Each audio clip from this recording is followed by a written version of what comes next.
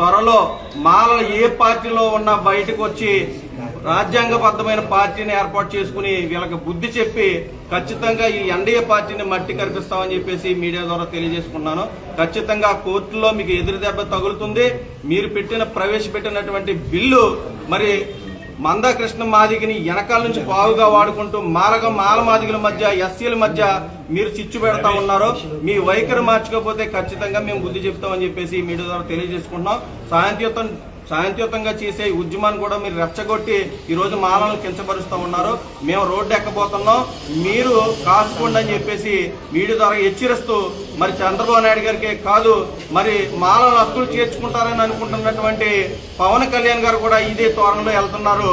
మేము పిఠాపురం వేదికగా రానున్న రోజుల్లో మీకు వెదిరి దెబ్బ, రాళ్ల దెబ్బ, చెప్పుల దెబ్బ మీకు పిఠాపురంలోనే చూపిస్తామని చెప్పేసి మీడియా ద్వారా హెచ్చరించుకున్నాను. జేబీ జై మాల, జై జై మాల, జై మాల, జై జై మాల, జై మాల, జై జై మాల. మాల ఐక్యత, మాల ఐక్యత.